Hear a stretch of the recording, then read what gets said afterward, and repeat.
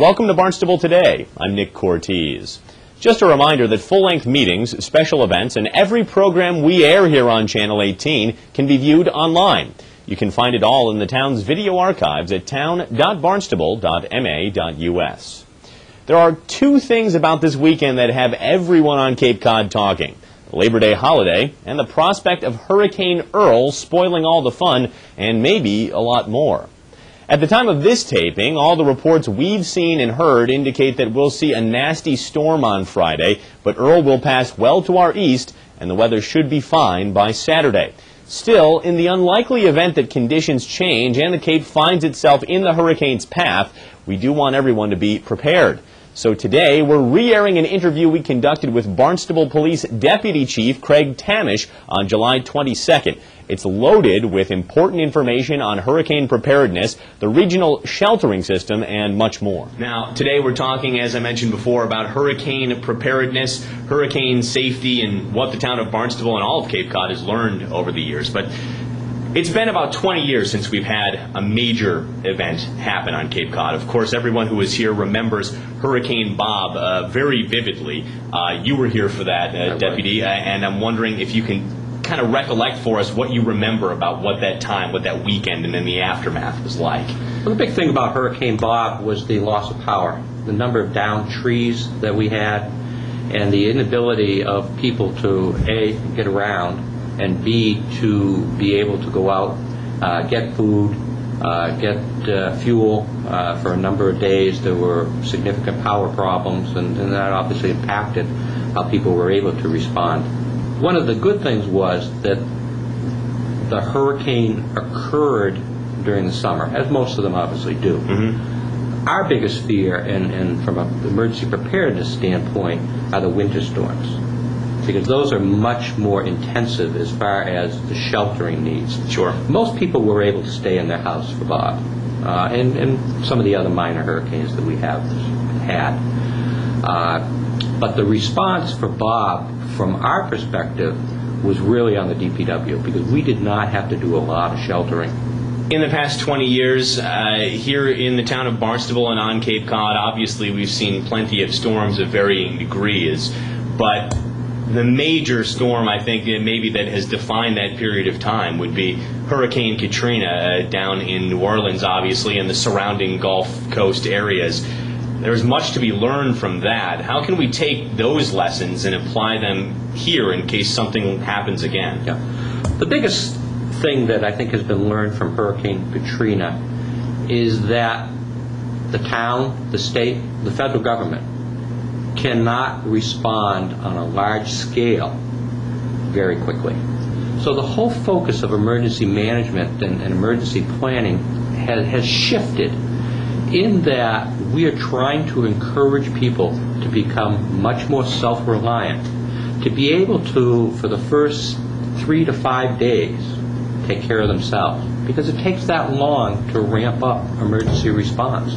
Well, let's talk a little bit about that then. In the unlikely event, but certainly the possible event that a hurricane would end up striking Cape Cod again, what would you recommend that people have on hand? What types of plans would you hope that they would have, and so on?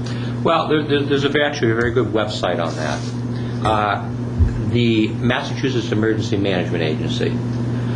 If people go to mass.gov and then go to the Massachusetts Emergency Management Agency, they have a section on hurricane preparedness tips. Mm-hmm. And what they advise is that you have a supply kit of your own. Things such as canned meats, fruits and vegetables, dried fruits, coffee, tea, bottled water. You know, they recommend a gallon per person per day.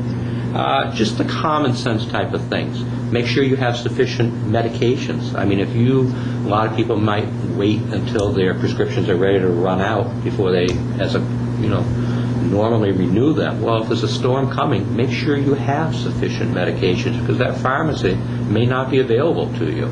Now, let's suppose that the worst case scenario does happen, Yep. and maybe you do have provisions, but you don't have electricity. Let's say a winter storm occurs and you don't have heat. Obviously, a sheltering system is in place across Cape Cod. Tell us a little bit about that, where people could seek refuge. There is a sheltering system in place on the Cape. In fact, that is in the process of evolving also.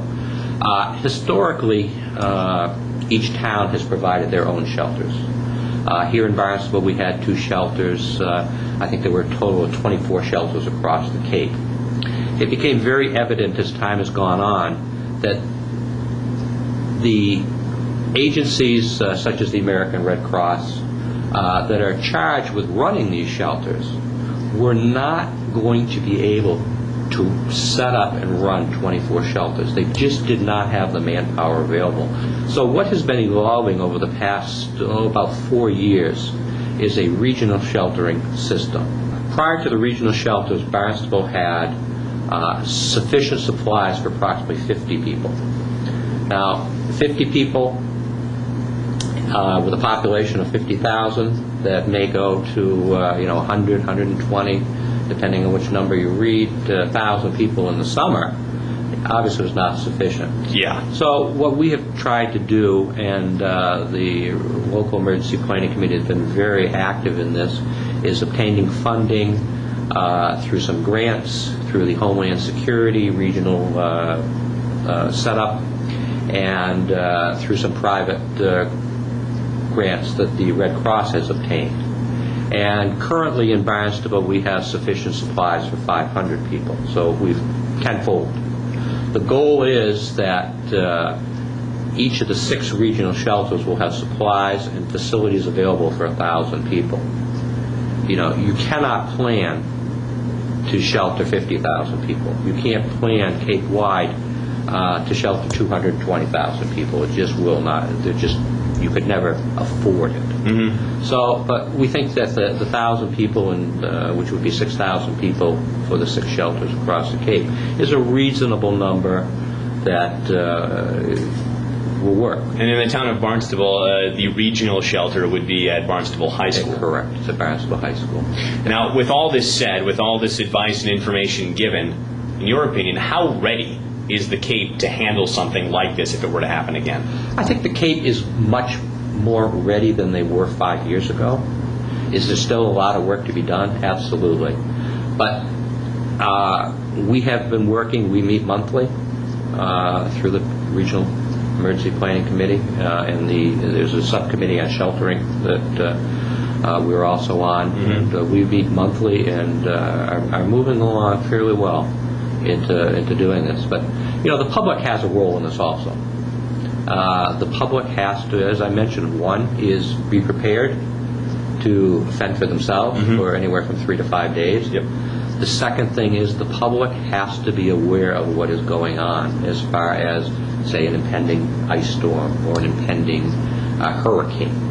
And they have to, if an evacuation order, for example, is given, they have to have a place to go. If they want to go to the shelter, that's great. We will be happy to take them. Another good resource that can help you prepare for a hurricane or any other type of severe weather event is the Cape Cod Emergency Preparedness Handbook. You can download a free copy on the town's website. Just click the Emergency Handbook link on the left-hand side of the home page. Now let's take a look at this week's meetings. On Tuesday, August 31st, the Renewable Energy Commission meets in the Town Hall hearing room at 5:30. Wednesday, September 1st, the Barnstable Historical Commission meets in the Selectmen's Conference Room at 4 p.m. At 7 p.m., the Hyannis Main Street Waterfront Historic District Commission meets in the Selectmen's Conference Room. On Thursday, September 2nd, the Town Council meets in the Town Hall hearing room at 7 p.m. Well, that's all for now. I'm Nick Cortez, and we'll see you next time on Barnstable Today.